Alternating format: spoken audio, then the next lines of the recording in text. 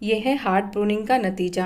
अभी कुछ दिन पहले ही मैंने अपने देसी रोज़ के प्लांट में हार्ड प्रूनिंग कर दी थी और उस हार्ड प्रूनिंग के बाद मेरे प्लांट्स में इतनी सारी नई नई शूट्स निकली हैं, इतनी न्यू ग्रोथ हो गई है और मेरा प्लांट बहुत ही ज़्यादा बुशी भी हो गया है।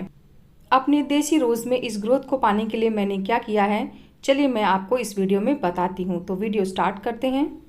हेलो एवरीवन, कैसे हैं आप सब लोग। लव फॉर गार्डनिंग में आप लोगों का बहुत बहुत स्वागत है। हार्ड प्रूनिंग के बाद आप देख सकते हैं कितनी सारी कटिंग निकली है मेरे प्लांट्स में से। और मैंने क्या किया है, कटिंग कैसे करनी है, चलिए पहले मैं बताती हूँ आपको। तो अगर आपने मेरी जुलाई मंथ की केयर के बारे में देखा होगा कि रोज़ के प्लांट की कैसे केयर करते हैं, देसी रोज़ के प्लांट की, तो आपने उसमें देखा होगा मैंने नीचे की सारी ब्रांचेस के लीव्स हटवा दिए थे और उसके बाद मैंने कहा था कि अब इसमें से जो न्यू ग्रोथ आएगी वो हेल्दी होगी और उसमें काफ़ी अच्छे ब्रांचेस भी निकलेंगे। उसके बाद अब हमें क्या करना है, अगर आपने वो स्टेप फॉलो नहीं किया है तो पहले आप उस स्टेप को फॉलो करिएगा, मेरा वो वीडियो देख के। उसके बाद फिर ये वाला स्टेप करिएगा। तो अब हमें क्या करना है, क्योंकि अब नीचे से ग्रोथ थोड़ी बहुत स्टार्ट हो चुकी है, तो अब हमें अपने ऊपर के ब्रांचेस को कट कर देना है। तो मैं थोड़ी सी हार्ड प्रूनिंग कर रही हूँ। आपका प्लांट अगर बड़ा होगा तो ही आप हार्ड प्रूनिंग करिएगा। अगर आपका प्लांट छोटा है तो यहाँ पे आप हार्ड प्रूनिंग मत करिएगा, क्योंकि क्या होता है, अगर आप हार्ड प्रूनिंग कर देंगे छोटे ही प्लांट की तो फिर ऐसे में ग्रोथ लेट हो सकती है या फिर नहीं भी होगी। तो आप अपने प्लांट को देखिएगा उसका साइज़ कितना है, फिर उस हिसाब से ही हार्ड प्रूनिंग करिएगा। जो भी ब्रांच आपको लगती है कि ऊपर वाली की ये ज़्यादा पतली है तो उस ब्रांच को ज़रूर कट कर दीजिएगा। अगर ब्रांच थोड़ी मोटी है, हेल्दी है, तो फिर आप उस ब्रांच को छोड़ भी सकते हैं। और जब आप कटिंग करेंगे, कटिंग के साथ साथ जो डेड लीव्स होती हैं या जो फ्लावर सूख गया है उसको भी हाथों हाथ प्रून कर दीजिएगा। ये भी बहुत ज़रूरी होता है। अगर आप ऐसा नहीं करते हैं तो फिर प्लांट्स में जो पुरानी लीव्स होती हैं वो फंगस लगा सकती हैं, और जो रोज़ सूख गया है और आप उसे नहीं काट रहे हैं तो वह आपके प्लांट का एक्स्ट्रा फूड खा रहा है और आपके प्लांट को उससे कोई भी फ़ायदा नहीं मिलेगा।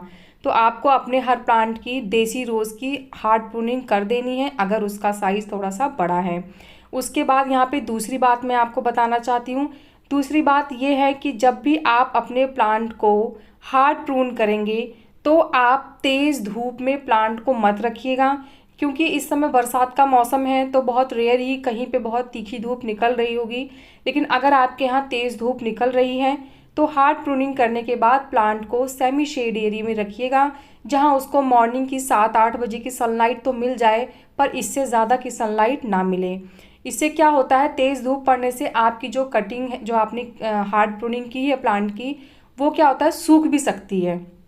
तो इसलिए इस चीज़ का विशेष ध्यान रखिएगा।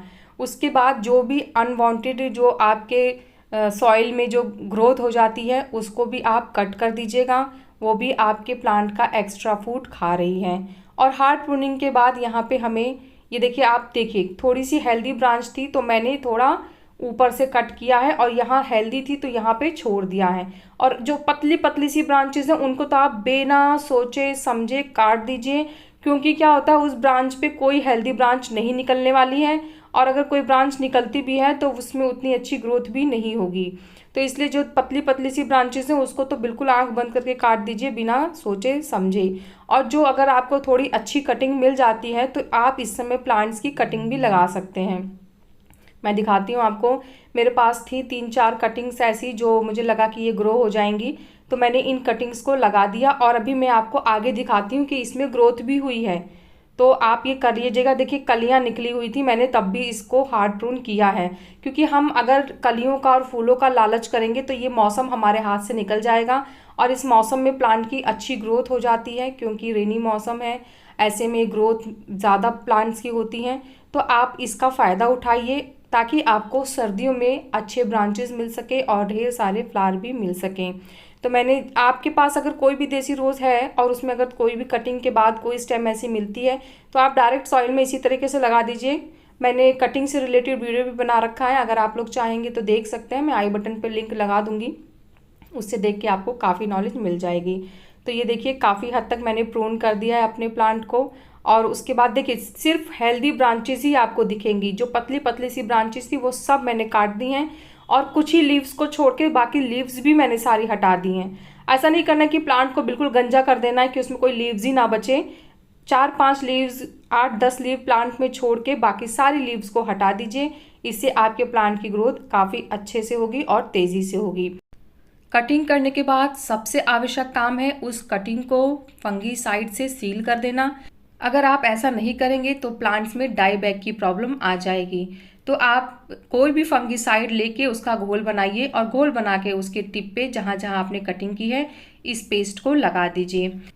क्योंकि बरसात का मौसम चल रहा है तो ऐसे में प्लांट्स में फंगस का भी प्रॉब्लम आ सकता है।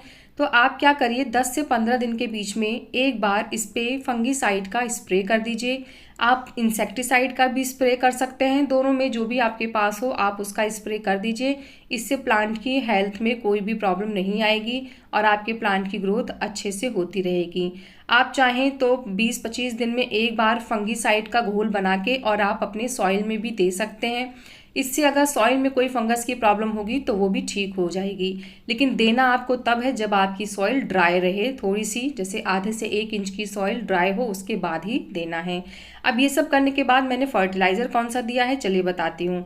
4 से 5 दिन बाद जब मैंने कटिंग कर ली थी उसके 4 से 5 दिन बाद मैंने NPK का घोल अपने प्लांट में दिया था। उसके बाद मैंने एक फर्टिलाइज़र और दिया है, चलिए मैं उसको भी बता देती हूँ। तो इस घोल को मैंने दिया कैसे, चलिए पहले ये बता देती हूँ। तो 1 लीटर पानी में 1/4 स्पून आपको NPK लेना है और घोल के अपने एक प्लांट में दे देना है। और उसके बाद की ये ग्रोथ है आपके सामने।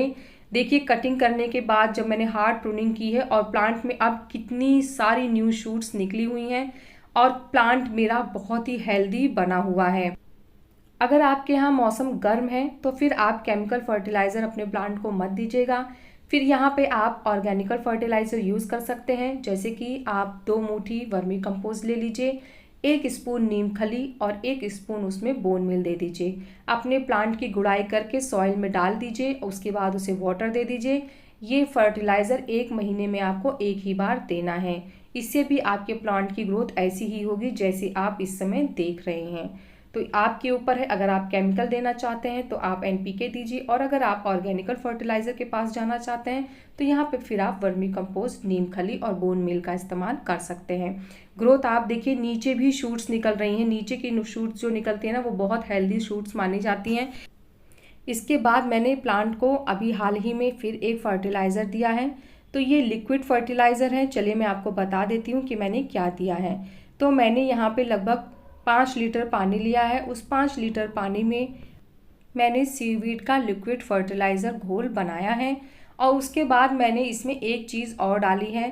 तो जैसे कि मैंने 5 लीटर पानी में सीवीड एक्सट्रैक्ट मिक्स किया है और उसके बाद मैंने यहाँ पे एप्सम सॉल्ट लिया है और एप्सम सॉल्ट मैंने यहाँ पे 2 स्पून डाला है। 5 लीटर पानी में 2 स्पून एप्सम सॉल्ट। इसको बहुत ही अच्छे से मिक्स कर लेना है। मिक्स करने के बाद ही आप प्लांट को दीजिए। तो जैसे सीवीड का जो घोल है वो तो बहुत ही जल्दी पानी में मिक्स हो जाता है, पर एप्सम सॉल्ट को मिलाने के लिए आपको थोड़ा सा 1 से 2 मिनट लगाना पड़ेगा। 1 से 2 मिनट तक आपको इसे इसी तरह मिक्स करना है, तो ये पानी में बहुत ही अच्छे से मिक्स हो जाएगा। तो मैं बताती हूँ, सीवीड यहाँ पे बहुत ही अच्छा फर्टिलाइज़र होता है न्यू ग्रोथ को बूस्ट करने के लिए और प्लांट को हेल्दी बनाने के लिए, सॉइल को रिच करने के लिए सीवीड बहुत ही अच्छा फर्टिलाइज़र है। अगर आपके पास नहीं है तो आप इसे खरीद लीजिए, ये ऑनलाइन भी आसानी से मिल जाता है। अगर आप लोग कहेंगे तो फिर मैं लिंक भी डाल दूँगी और आप इसको ज़रूर खरीदिए और बहुत ही अच्छा, बहुत ही फ़ायदेमंद होता है ये प्लांट के लिए। तो आपको सभी प्लांट्स में लगभग आधा आधा जग फर्टिलाइज़र को दे देना है। उसके बाद फिर प्लांट की ग्रोथ और अच्छी होगी और फ्लावरिंग भी काफ़ी अच्छी होगी। जैसे जैसे फिर नया अपडेट होगा प्लांट का मैं आप लोगों के साथ उसे भी शेयर करती रहूँगी। हाँ, प्लांट में ओवर वाटर नहीं होना चाहिए। जैसे कि मानसून का मौसम है तो बारिश वगैरह हो रही होगी तो आप सॉइल को चेक करके ही उसे पानी दीजिएगा। ऊपर की जो लेयर होती है उसकी गुड़ाई करते रहिएगा, क्योंकि क्या होता है कि प्लांट में पानी आता है तो ऊपर की सॉइल में फंगस भी लग सकते हैं। तो आप हफ्ते से 10 दिन के बीच में एक बार गुड़ाई प्लांट की ज़रूर कर दीजिए। इस तरीके से अगर आप अपने प्लांट की केयर करेंगे तो प्लांट की ग्रोथ में कोई भी प्रॉब्लम नहीं आएगी। तो कैसा लगा मेरा आज का ये वीडियो मुझे ज़रूर बताइएगा। अगर आपको मेरा ये वीडियो पसंद आया है तो मेरे वीडियो को लाइक करिएगा, मेरे चैनल को सब्सक्राइब करिएगा। प्लांट से रिलेटेड कोई भी क्वेश्चन अगर आपके माइंड में है तो आप कमेंट्स के थ्रू मुझसे बात कर सकते हैं। मैं आपकी हर एक कमेंट का ज़रूर रिप्लाई करूँगी। मिलते हैं फिर नेक्स्ट वीडियो में, तब तक के लिए बाय, टेक केयर।